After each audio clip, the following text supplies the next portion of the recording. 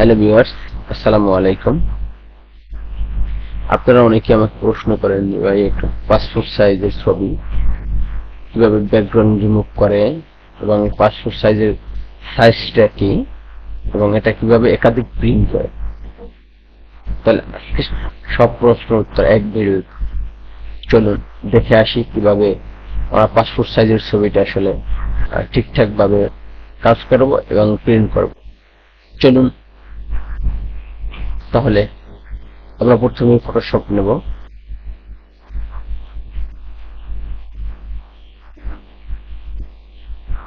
তারপরে এটা আপনি মিনিমাইজ করবেন। মিনিমাইজ করার পরে যে ছবিটা আছে ওই ছবিটা ক্লিক করবেন, তারপরে ফটোশপে নিয়ে সাইডে দিবেন। এখন আমি এই ছবিটার পাসপোর্ট সাইজের ছবি করতে চাই। সেক্ষেত্রে দেখেন, আমি যদি ক্রপ টুল দিয়ে কাটি তাহলে আপনি এই জায়গায় 40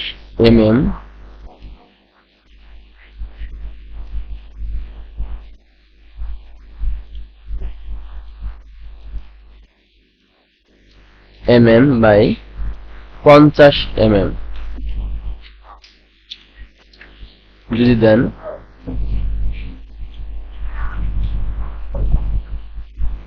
দেখো আবার আমি এদিকে নেব, কিন্তু এদিকে আমি নিতে পারতেছি না, আমার সমান ভাবে এটা চলে যেতেছি।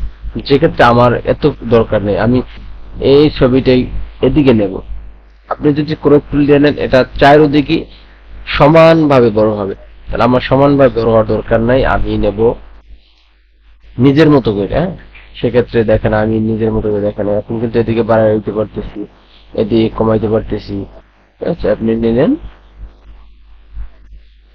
এই দেখেন এখনো ক্রপ টুল। সেক্ষেত্রে আমি কি করব, ক্রপ টুলটা কিন্তু বাদ দিয়ে দেবো। এই জায়গায় সাইজটা আমি বাদ দিয়ে দেবো, এই সাইজটার জায়গায় আমি ব্লাঙ্ক রাখবো। সেক্ষেত্রে আমি এখন ক্রপ করব।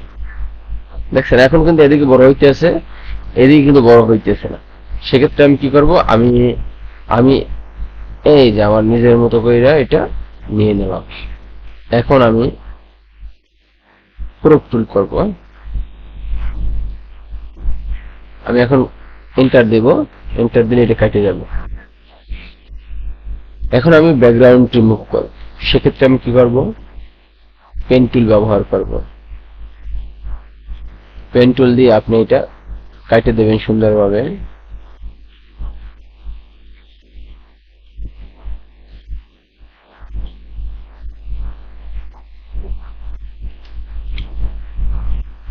পেন টুল ব্যবহার করবেন আপনারা, পেন টুল ব্যবহার করলে সব ভালো হয়। সব থেকে ম্যাজিক টুল ব্যবহার করলে আপনার দেখা গেছে এক জায়গা থেকে কম সিলেক্ট হবে, এক জায়গা থেকে বেশি সিলেক্ট হবে। সেক্ষেত্রে আমি পেন টুল ব্যবহার করলাম।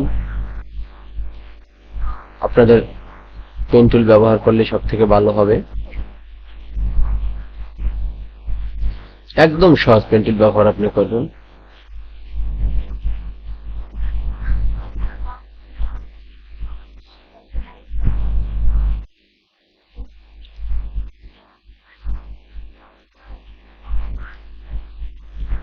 তারপরে আপনি এইটা বাহির দিয়ে নিয়ে প্রথম যে জায়গায় পেন টুলটা ধরছেন ওইটা মিলিয়ে দিবেন। দেওয়ার পরে যে রেখার ভিতরে রাইখা মার্কস ক্লিক করবেন, ওকে ক্লিক করবেন। তারপরে আপনি ব্যাকগ্রাউন্ড যদি সাদা দিতে চান তাহলে এই যে দেখেন আপনি এই জায়গাটায় সাদা সিলেক্ট করবেন।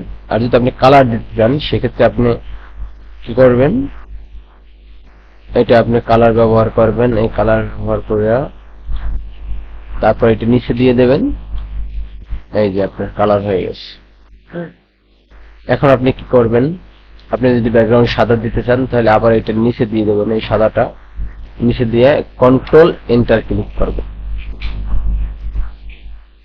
দেখেন ব্যাকগ্রাউন্ডটা সাদা হয়ে গেছে। এখন এই সিলেক্টটা কেটে দেবেন কন্ট্রোল ডি দিয়ে। দেখেন একদম কেটে গেছে। আবার এই সাইডটা একটু ভারী আছে, তাহলে আমি এটা একটু আর কেটে দিই।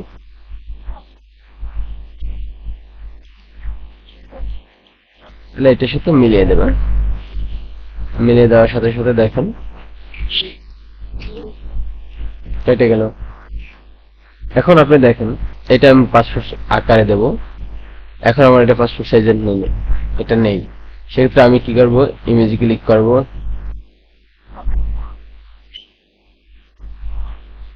তারপরে ইমেজ সাইজ দেব। এখন এই জায়গায় আপনি 40 দিবেন, 40 mm বাই 50 mm, রেজলিউশন 300 দিবেন। দেখেন এটা কত সুন্দর পাসপোর্ট আকার হয়ে গেছে।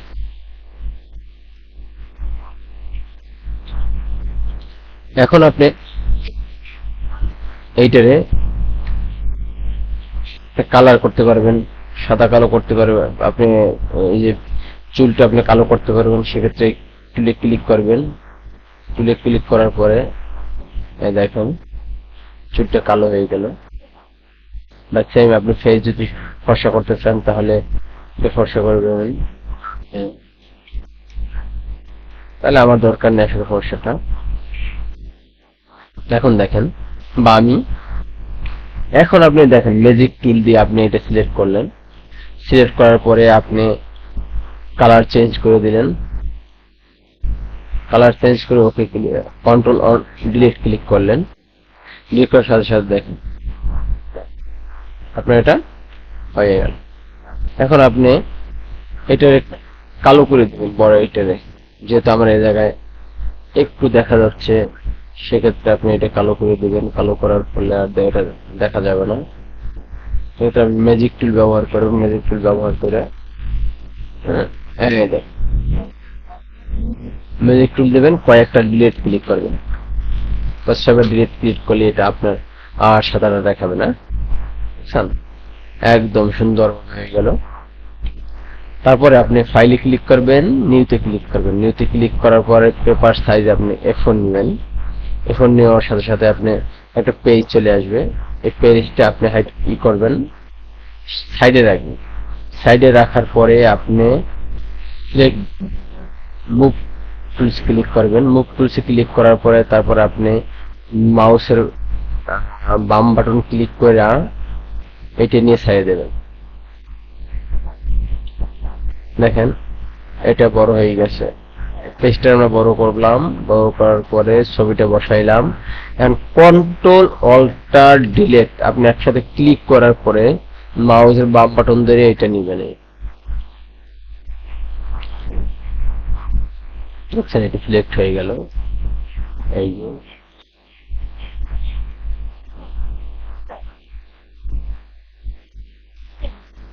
তারপর আপনি ফাইলে ক্লিক করবেন। ফাইলে ক্লিক করার পর আপনি প্রিন্টে ক্লিক করবেন।